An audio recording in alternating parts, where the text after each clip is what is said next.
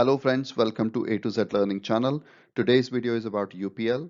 UPL is one of the Nifty index stock in terms of market capitalization. It is one of the top 100 companies in India. It's a company where number of you may be interested in investing or may already be invested. So today's video will give you all the information that you need to know as a shareholder of this company or as a future shareholder of this company. So we'll cover basically 3-4 parts in this video. The first part will focus on the background of the company. In the second part, we'll take stock of company's performance in the recent past and try to kind of make sense for you that fundamentally where does this company stand for you as an investor. In the third section, we'll talk about the recent controversies that have surrounded this company. You've heard a lot in the last week. There has been a big impact on their stock price in the market as a result of those controversies. So we'll try to kind of decode all that for you in a very simple manner. And towards the end, we'll cover what does it mean for you as an investor? What's next for the company? What is the future outlook of the company? So that you can make an informed decision whether you want to accumulate further in this company or you want to exit from this company. You want to buy more, stay, or exit. So will help you. This information hopefully will help you make those decisions. So it's an important video. So if you are interested in UPL, you please give us your undivided attention. Please stay with us till the end because there are lots of important aspects that we'll be sharing with you in this video. And if you've not subscribed our channel as yet, my request is for you to kind of subscribe our channel, and that way you will get the notification of all our new videos immediately. So without any further delay, let's start the video. So as I said that in the first section, we'll talk about the company background, we'll give you an overview of the company. First of all, I don't know how many of you know that UPL is one of those rare Indian companies, which are truly speaking Indian multinational company. It's headquartered in Mumbai and its products are sold in more than 150 countries. So it's a truly speaking an international company in its business. The second point which is worth noting is in terms of background is that it was incorporated back in 1985, and those days it was incorporated as Vishwanath Commercials Limited. Since then, they've had kind of few changes because of the promoter holding changes and all that stuff. In the most recent name, the UPL name, they have acquired that name from October 2013. So from last 7 years, the company is known as UPL. What does it do? It manufactures and markets agrochemical, industrial chemical, and also offers crop protection solutions. Their agro business, they have got both agro and non-agro businesses, but the agro business is the main primary source of its revenue. Mr. R.D. Shroff and Shroff family members are promoters of this company, and currently Mr. Jaydev R. Shroff is their current global CEO. So that was all about in terms of company background. Now let's move to the second section in terms of performance of the company. So when we talk about the performance, let's look at the revenue and profit of this company in last whatever 4 years. These are the completed years and all the numbers mentioned in this chart are in 1,000 crores. So if you notice the 2020, which is the extreme right bar chart, it says very clearly that the company's revenue was 35,000 crore for the year 2020, and the profit was 1.77 thousand crore, which is a big step up from their previous year performance. If you compare 2020 numbers against 2018, their revenue has almost doubled, though their profits have come down slightly. But because this company does a lot of acquisitions and integrations around the world to kind of continue to grow their business, it also brings a lot of kind of costs that they need to kind of pay for. So profitability, though, is high from last year, but relative to 2018, or it's more like at the level where it was in 2017. But let's kind of talk about the key takeaways from the performance of last 5 years. First of all, they have grown their revenue by 24%, which is much better than the rate at which industry has grown. Industry has grown only at 8%. So big thumbs up there for this company. Market share, similar story. They've increased their market share from 13 to 27%. Some of this is organic growth in the market, and some of this has come as a result of the various acquisition that they do from time to time. The last thing, as I said, the net income part is slightly kind of not as positive. So their net income growth has been more like 9%, whereas industry has grown at 20%.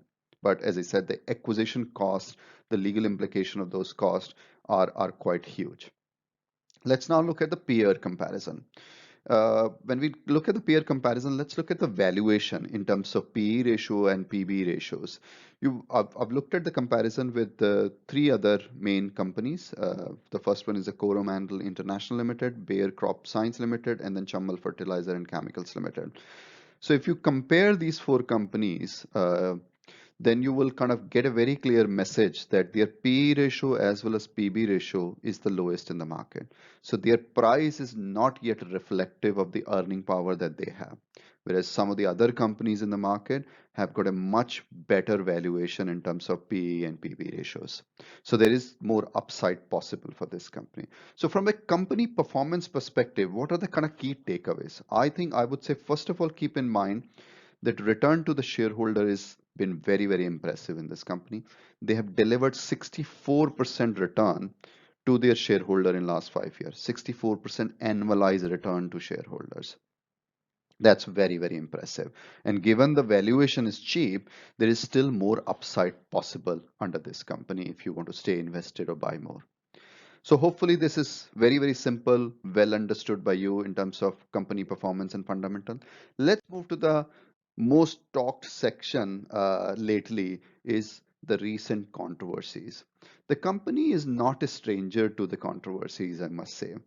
Right from, I would say, the day one, early days, I remember Gujarat government kind of basically sealed their manufacturing plant because they didn't have all the requisite approvals and all that, and they went through a few weeks to kind of get that in order.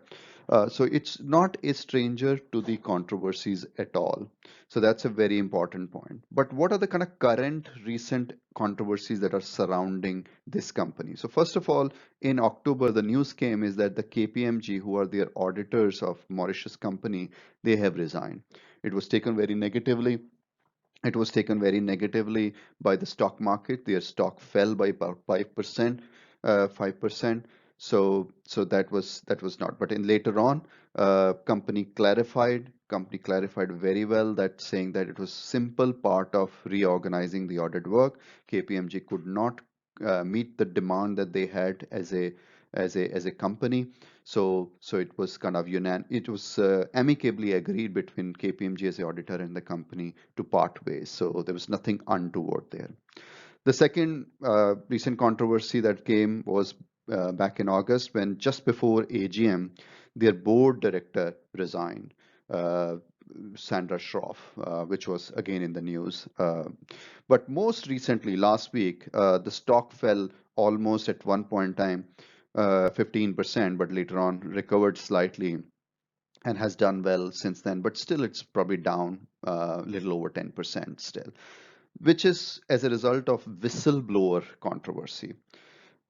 There was a kind of alleged financial fraud by promoter claimed by this whistleblower.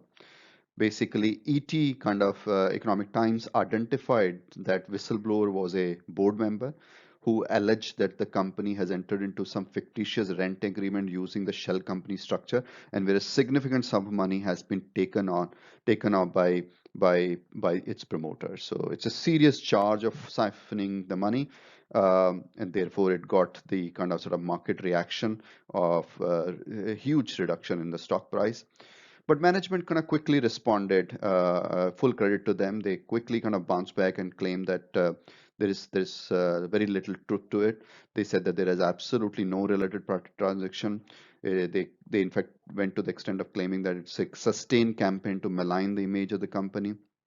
And company also said that this is not a new matter. This was an old matter which was reported to audit committee back in 2017, and it was independently probed and closed at that time. So it's not a new issue as far as they're concerned. But these controversies keep coming in terms of UPL, and therefore their stock kind of immediately reacts. So somewhere I would say there is There's probably some kind of fire. That's the reason we see this smoke every now and then. So governance of the company probably remains questionable.